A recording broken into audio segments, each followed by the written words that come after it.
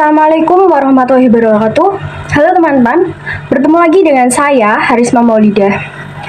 Pada kesempatan kali ini saya akan membahas sebuah artikel yang berjudul Kekerasan Simbolik pada Tuturan Perundungan dalam Wacana Politik di Media Sosial sebagai Alternatif Pemilihan Materi Ajar BIPA.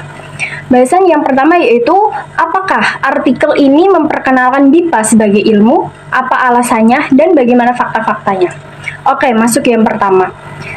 Menurut saya, artikel ini memperkenalkan BIPA sebagai sarana diplomasi. Alasannya karena pada artikel ini menyampaikan tujuan dari pembelajaran BIPA, yaitu pelajar BIPA dapat lebih bijak dalam berbahasa maupun memahami etika berkomunikasi di media sosial.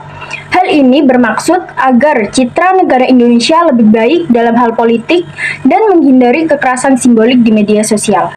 Fakta-fakta yang terdapat dalam artikel ini yaitu terdapat 5 literatur review dalam artikel ini. Yang pertama, mengenai analisis wacana. Dalam subjudul ini membahas tentang istilah, arti, definisi dari kata wacana dari beberapa ahli dan tidak menyinggung tentang BIPA sebagai ilmu. Tidak ada pengertian BIPA atau hal apapun yang mengenai BIPA. Subjudul yang kedua yaitu wacana politik. Di sini membahas politik dan wacana-wacana politik yang ada di media sosial dan pengertian politik menurut ahli. Di sini juga membahas bahasa-bahasa yang sering digunakan dalam wacana politik.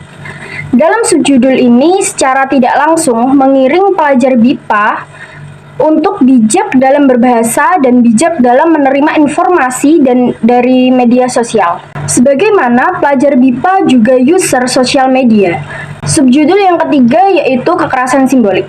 Kekerasan simbolik tidak dapat terlepas dari wacana sebagai bagian dari sarana komunikasi antar kedua belah pihak.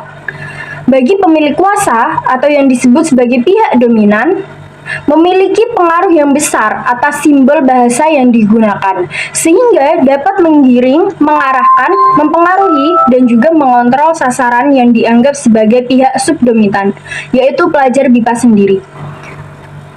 Untuk subjudul yang selanjutnya, yaitu perundungan cyber. Perundungan cyber yaitu perilaku kejahatan berbahasa yang berupa ujaran kebencian, penghinaan, menyinggung hingga perilaku buruk lainnya yang dilakukan secara sengaja dan berulang dengan tujuan menyerang psikis korban melalui media atau perangkat komunikasi digital. Untuk yang selanjutnya adalah pilihan materi BIPA. Pilihan materi BIPA disesuaikan dengan tingkatan kemampuan belajar. Beragam materi dalam pembelajaran BIPA juga disusun untuk tujuan mempermudah pelajar dalam menguasai bahasa Indonesia.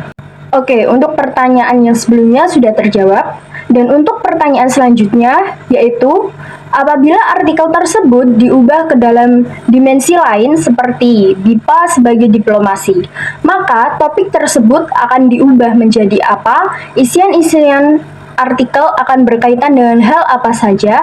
Seperti yang sudah saya katakan sebelumnya, bahwa artikel ini memperkenalkan BIPA sebagai sarana diplomasi, jadi tidak perlu ada yang diubah.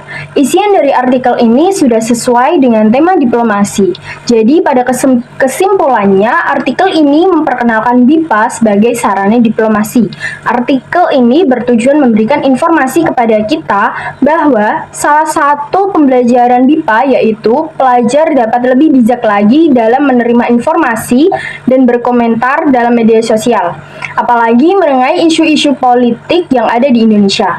Terdapat 5 subjudul dalam artikel ini, yaitu mengenai wacana politik, kekerasan simbolik, perundungan cyber, dan pemilihan materi BIPA. Oke, sekian dari saya. Sampai jumpa di lain waktu.